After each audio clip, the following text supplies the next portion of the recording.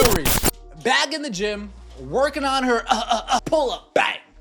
Working on her midi, working on her mid-range game, 15 to 17 feet out, being able to create some space for herself. Yes, this looks embarrassingly slow. No, it is not in slow motion. This is just what we have to work with right now. The Indiana Fever players have been training hard during the off-season, and their workout videos have gone viral. Caitlin Clark's video received almost 2 million views in a single day. In response to the Fever's growing popularity, Angel Reese's PR team also shared a video of her training. Knockdown! And it's not just about what they do on the court. Mayday! Mayday! Clear the runway! Brace for impact! AR-5 coming in heavy! Bang! Look alive, sunshine. Long two, will it go through? Haha, no chance. Bang. Is it me, or is only 2 rows behind the bench and they're like half full? I get better attendance on Monday nights in my men's league. Come on, man! While the Fever's training footage highlights players like Aaliyah Boston refining her post moves and Lexi Hull sharpening her three-point shooting for real game situations, Reese's video showcases her confidence and presence as a rising star. If you're hyped about the 2025 season, drop a comment below with the word champion and let's get the conversation started. Last season, Steph Curry demonstrated that three-pointers aren't the only measure of skill, finishing with a 44.5% shooting rate from within 5 feet. Let's dive into the latest updates and explore what's really happening with Ree and her team. We got some footage from in the lab. That's right, she's in the damn gym. I'm just going to keep it real. I guess hell has frozen over, but she is in the gym practicing shots. And as you can imagine, there's real reaction to this. Have you noticed how the Indiana Fever has been putting in serious work this offseason? Their training footage is going viral, showing what true preparation for a championship looks like, unlike teams that just talk about grinding. The Fever players are documenting their transformation, step by step, giving fans a front-row seat to their journey toward greatness. How are you? Good, how are you? So finally to meet you. Yes.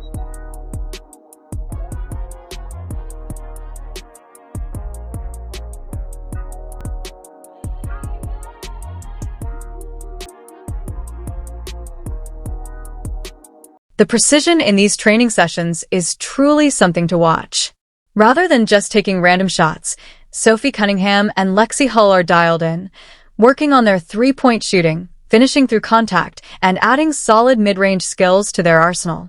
What really sets this footage apart from typical off-season content is the intentional design behind every drill. Caitlin Clark's approach to shaping the court focus stands out as she sharpens her catch-and-shoot game and builds smart screen plays that will be key to the Fever's motion offense this season. Plus, player development coach Keith Porter isn't just observing. He's hands-on, even traveling with Aaliyah Boston to Massachusetts to support her growth. These aren't just basic workouts. They're purpose-driven sessions built to address specific areas and elevate each player's game.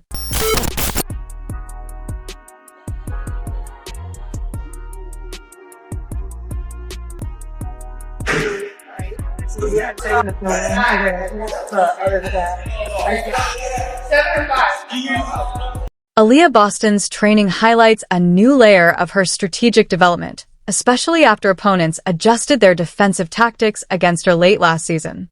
She's now becoming more confident with her floater and refining her left-hand post moves. This isn't just random progress. It's focused skill development aimed at overcoming real challenges she faced. The veteran players share Boston's dedication, going beyond just routine workouts. Natasha Howard, Dewana Bonner, Dana Evans, and Brianna Turner are drilling pick-and-roll scenarios to capitalize on any defensive gaps. Since Caitlin Clark's arrival, the Fever has expanded its strategy by blending individual skill work with team tactics, creating a system where every player's growth directly feeds into the team's success. Fever family, it's Coach Keith Porter. Today I got Aaliyah Boston in the gym. We're gonna working on some footwork, getting up and down the floor. Just working on being better today. Are you ready for my hit? Like, we'll make 5.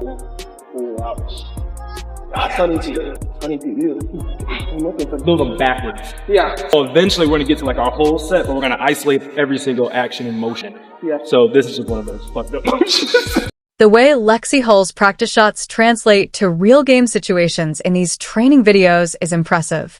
She's not just going through empty drills. She's showing exactly how she'll capitalize when Caitlin Clark draws defenders and kicks the ball out next season. Every movement, every rep has a clear purpose, building toward moments that matter on the court. They want to take your spot, and I don't blame them, but it's going to be hard because I'm going to go after it.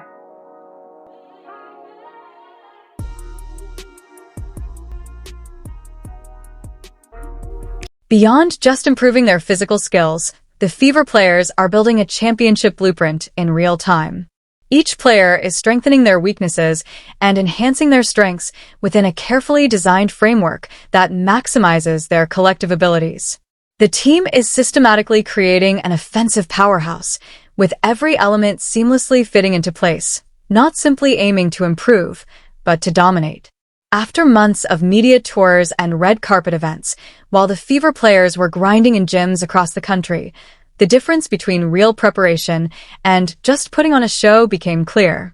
Fans quickly noticed something unusual about the timing of this training video and weren't shy to call it out, especially when Angel Reese's PR team felt the need to emphasize that she too had been putting in the work.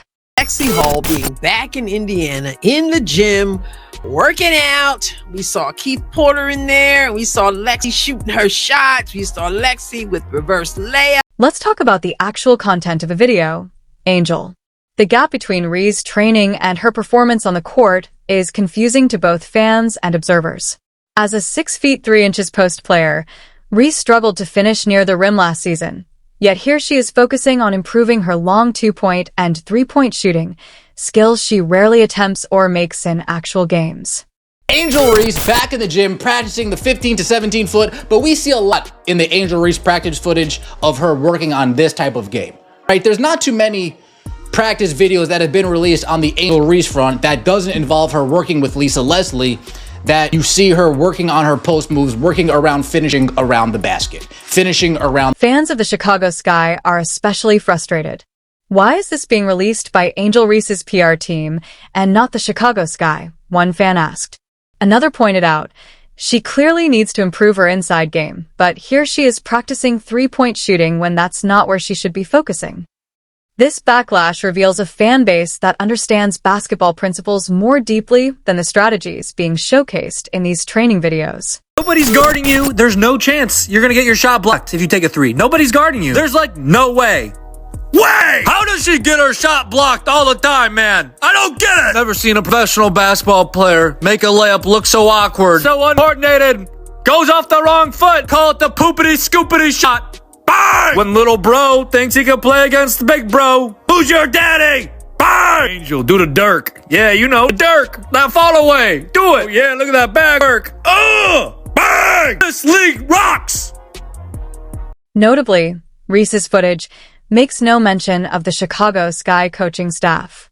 It highlights a lack of a well-organized development plan.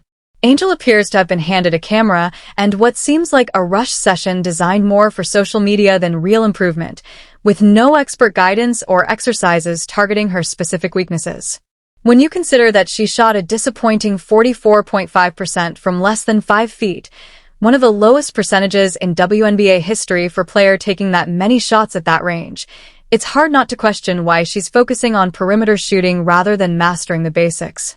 With her 39.1% overall field goal percentage last season, prioritizing layups and close-range scoring should be the clear focus, not 3-point shooting. Body on your left side, like Pope says, feel somebody on your left side, turn right. Feel somebody on your right side, turn left. We don't really see that with the Angel Reese workout videos. We see a lot of this, a lot of jump shots, set shots, catch and shoot, dribble shot, dribble pull up. Maybe we'll take to the lane from 15 feet out on a drive, but not too much post plays. What's even more surprising is that Reese seems to be ignoring the advice of basketball legends. Going into my season 2, what's some advice you would give me? Lisa Leslie clearly asked. Her response? The most important tip I can give you is to focus on your layups, and I look forward to working with you again in season 2. Despite similar advice from Shaquille O'Neal to work on her inside game, she's focusing on jump shots instead of refining her post skills. The timing couldn't be more telling. This feels like a reaction to the Fever's training footage rather than a well-thought-out development plan. Basketball experts have criticized the video, saying it places more importance on appearances than addressing the real issues at hand. When basketball experts say the numbers should speak for themselves, they really mean it. Reese's stylish Instagram workouts show a statistical reality that would make any shooting coach cringe. The more you dive into the numbers, the clearer it becomes that her struggles extend far beyond just finishing near the basket.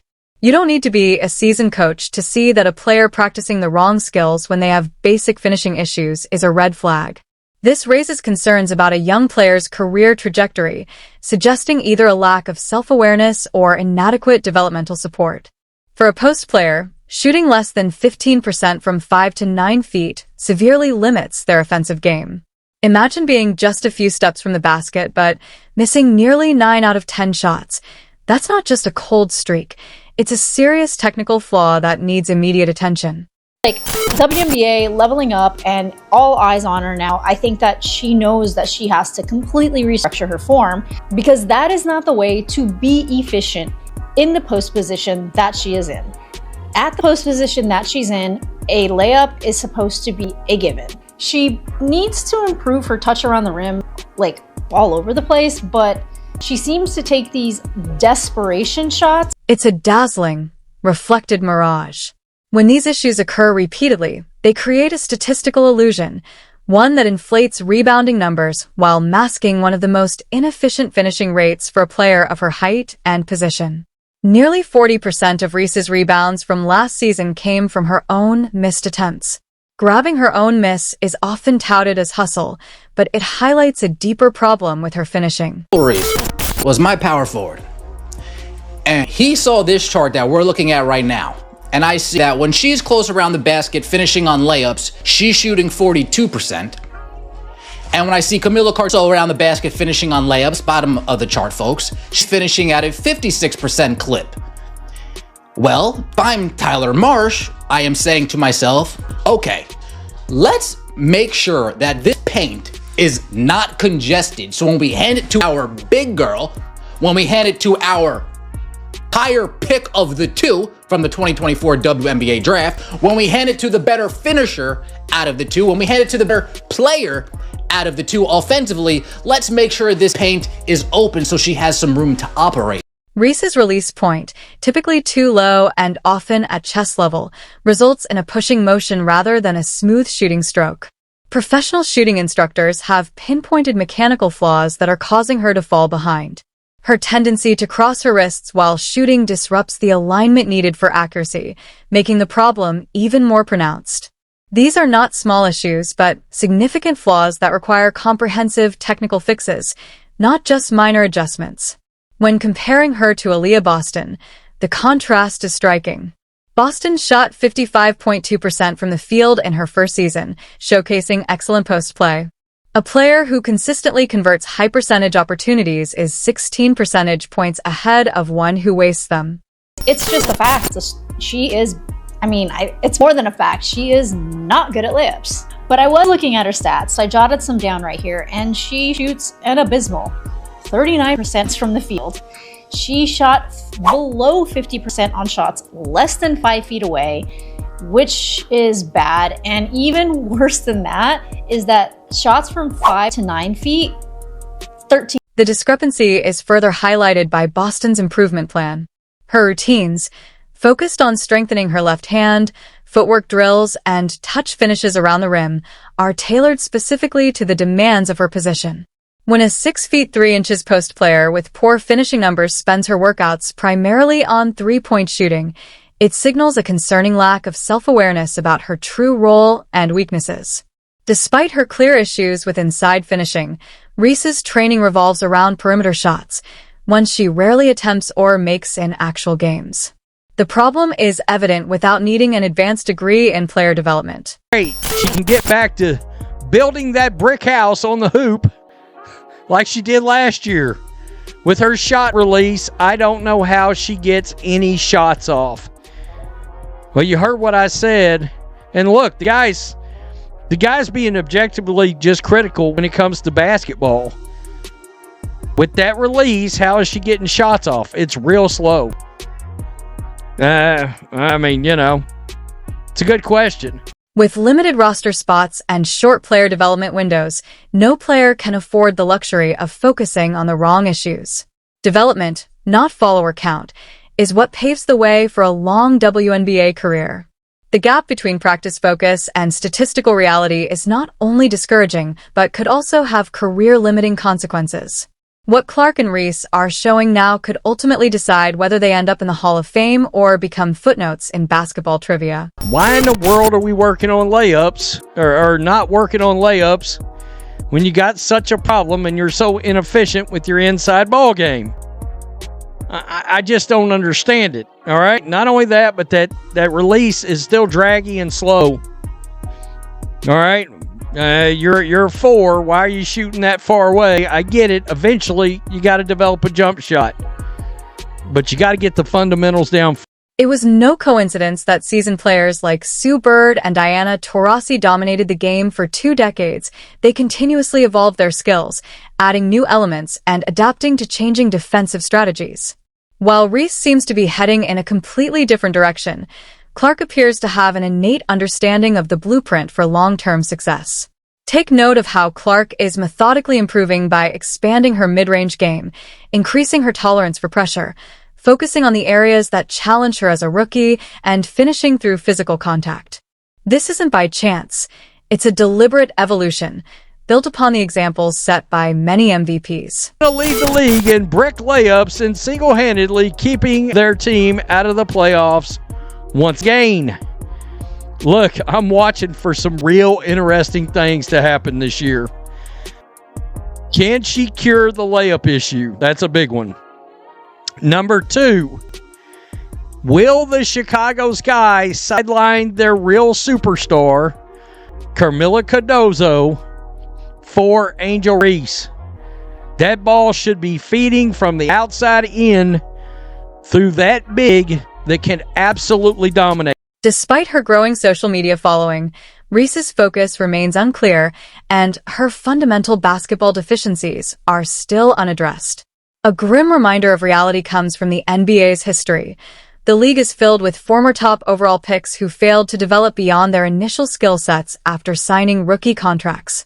Unless Reese makes significant changes to her approach, the defensive adjustments that exposed her weaknesses last season will only become more challenging. According to basketball development experts, the second year is a critical period. Players must either correct their flaws during this make-or-break time, or watch as opponents exploit them relentlessly. Understanding exactly what's at stake, Clark is purposefully attacking this window of opportunity. Unfortunately, it seems like this window has been overshadowed by media appearances and brand deals at the last minute. But now they're in that world. And so my only advice is usually just to make sure they keep basketball the main thing, because at the end of the day, that is your vehicle. It's your vehicle to, Angel Reese has a podcast. It's her vehicle to be a podcaster, right? Whatever Caitlin ended up doing, it's the vehicle to get you to that point. So you always want to make sure that part doesn't fall. What worries Sky supporters the most is that Reese's commercial value already surpasses her on-court contributions. This imbalance is risky and rarely leads to long-term success in professional sports. The only way to maintain endurance after the initial excitement fades is through consistent talent development. The spotlight of the WNBA can be both harsh and fleeting. The contrast between these approaches highlights a crucial aspect of professional sports careers. By addressing the issues that limited her effectiveness, Clark is paving the way for nearly a decade of elite performance. Her commitment shows that she understands the need for constant reinvention to stay relevant over time.